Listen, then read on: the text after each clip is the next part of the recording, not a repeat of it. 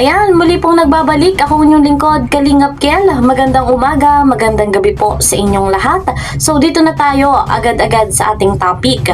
Sinikap natin na kumalap ng impormasyon, ng mga ebidensya, ng mga patunay kung saan eto nga daw po si Annalyn Rawlinson ang siyang isa sa nagtulak at isa sa mga solsol dito kay Viancy patungkol sa pagpapatulpo kay Kuya Val. So sinikap natin yan kaya naman mapapanood natin yung ating pinanghahawakan. So bago tayo magpatuloy, mega love shoutout po sa mga nanonood ngayon. Ayan, mega love shoutout sa hindi po nagsasawa na tayo suportahan. Mega love shoutout kay Kuya Val, kay Kalingap Rob, sa buong team Kalingap. And please po support my channel Kalingap Kel and subscribe. Pindutin nyo din po yung notification bell nang sa ganon ay updated po kayo sa mga ina-upload kong video. So dito na, dumako na tayo sa ating topic. Kung saan nga po ay ipapakita natin na siyang magsisilbing patunay natin na si Annalyn Rawlinson ay siyang nagsisilbing nagsulsol at mastermind sa pagpapatulpo dito nga po kay Kuya Val Santos Matubang. Eto muna, panoorin po muna natin. Itong si Ate Glo at dito po napakalinaw po na itinuro po ni Ate Glo di banat bagsik itong si Annalyn Rawlinson bilang utak at mastermind ng tulpuhan. Ito ang video makaibigan. Patuloy po natin. Ito.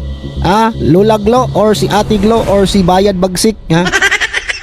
Hindi ko alam kung nadulas ba ito or totoo ba itong sinasabi niya. Oo. Ngayon, tukoy na kung sino yung mastermind or nagsulsul sa nagpatulpo ni Kuya Val Santos Matubang. So dito po binanggit na tukoy na raw po. Tukoy na raw ang nasa likod ng tulpuhan. Yan po. So, ito ang video mga Kalingap. Ano po natin? Tuloy po yung video. Tukoy na po ang tulpuhan, ang mastermind. Sino kaya ito? Tara, atin po panoorin. Okay? Play the video. So yan ang ating reaction live ngayon. Babasahin muna natin ang kanyang comment. Siguro po marami naman ito ang basa. Pakiusap lang din namin sa inyo na mahalin natin, lalo na ipagtanggol natin ang ating dalaga. Huwag natin hayaan may magkukontrol sa kanya. Hayaan natin siya maging malaya at may kabubuti sa kanyang nakakausap ko naman siya at okay lang naman siya. Sabi niya, solid yan, say forever. Ayun. Yan binasa ni Lola Glo or si Ate Glo or si Bayad Bagsik. Comment yan ni ER. Okay? Or si, ano ba ang totoong apelido nito ni ER? Annalyn Rawlinson. Okay?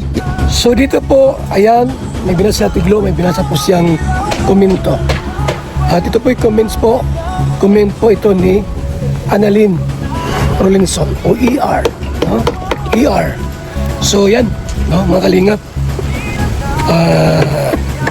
Kinukunik po nila. Ito si ER po ang may utak at mastermind ng tulpuhan. Tuloy ang video mga Kalingap. Tuloy ang video. Ang binasa ni Bayad Bagsik yan yung binasa niya. Oo, yung comment ni ER. Okay, so tuloy natin mga Kalingap, tuloy. Ayan. Ito lang naman sasagutin ko dito kay ER. Sinabi, pakiusap lang din sa inyo, mahalin natin. Ano? Mahal namin si Viancy. Di ba? Ako nga nagsalit ako na hindi na muna ako mag-back up sa kanya. Pero hindi ko kaya. Dahil tunay ang pagtatanggol ko sa kanya. Hindi.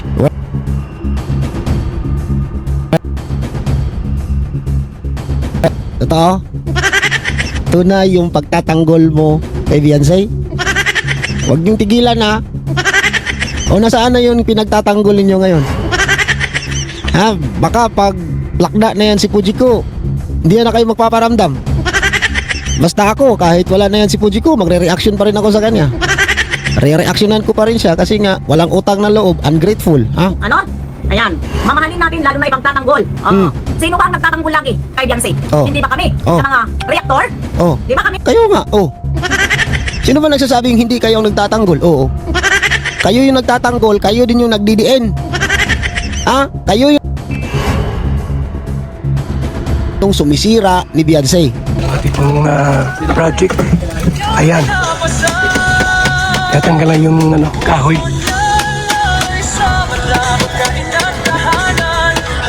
Mga kaibigan, ha? Tuloy-tuloy ating pong programa dito. Tuloy-tuloy ang ating programa, mga kaibigan.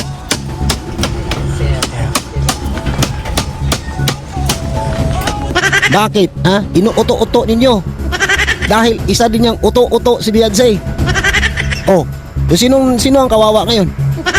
Sinong tinadtad ng bashing ngayon? Di siya, di ba? Bakit? Saan galing? Dahil sa inyo. Mga uplok, mga ampaw. Ha? Ipagtanggol natin ng ating dalaga, huwag natin hayaan may magkukontrol. Ikaw lang naman ER ang nagkukontrol, walang ibang nagkukontrol kay Beyonce. Ah. Ikaw lang naman ang kinakatakutan. Di ba umalis sa Kalingap? Dahil magkaisa pa kayo noon ni Dr. Lang. Mhm. Nagusap-usap kayo. Di ba? Sino ba? Ha? Nakapagsabi ba kayo kay Beyonce na huwag kayong umalis sa Kalingap kahit ganyan na? Di ba? Kahit ganyan si Kalingap Ido, babaero, manatiling dapat sa Kalingap. Huwag nyo dapat sulsulan kung ano-ano. Pero kayo ang nagsulsul. Ha? Kayo ang nagsulsul na magpatulpo kung ano-ano. Hala! Patay! Kung totoo man po na si ER ang utak, ang mastermind, at ang nagsusulsul po sa pamilyang Batalero, congratulations na lang po. Congratulations na tagumpay kayo. Dahil kawawa dito ang Batalero family. Sila po ang pinahamak ninyo. Silang napahiya sa ginawa ninyo. ER. Kung totoo po mga kalingap, itong binanggit at sinabi ni Ate Glo, pinahamak nyo ang pamilyang Batalero. So ayun guys, credit po kay Kuya Val. Yung video na pinakita natin kanina, ayan, ay reaction video ni Ate Glo, ni Banat Bagsik. Reaction video niya yan live na reaction na ni KSM, ni Kalingap, Super Mario, and then reaction na ni Kuya Val. So marami nang nagsalin-salin na reaction kung saan iisa lang naman ang sagot ng nagpapatunay, ito'y nagpapatunay na si Annalyn Rawlinson, ay isa nga po sa dahilan ng pagpapatulpo. Naging sulsol, naging mastermind, dito kay Beyonce. So yun, binasi lang po natin sa video, binasi natin sa ating napanood kung saan yun nga daw po. So nakakalungkot man dahil matagal na to, talagang hindi tayo matatapos sa ganitong issue, lalo na si Kuya Val, dahil si Kuya Val po yung pinatulpo. And bukod doon, nung araw ng pagpapatulpo, hindi makakalimutan yan dahil yan po ay kasal nga ng anak ni Kuya Val. Kahit sabihin nyo pa ulit-ulit na pero iba po kasi yung damage na nangyari. Iba yung sakit na nangyari. And Kalingap yung sinira, yung foundation, yung sinira, so malaking kasiraan po yun, yung nagawa.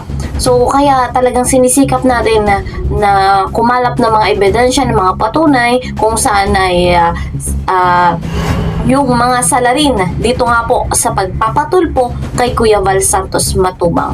Walang ibang layunin si Kuya Val kundi makatulong sa kapwa, makahon sa kahirapan, mabigyan ng pabahay, scholarship, ganyan yung layunin ni Kuya Val ng buong team Kalingap.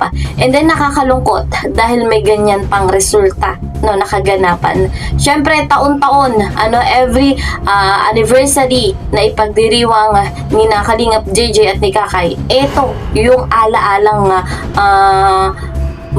mangingibabaw dahil sa ginawa.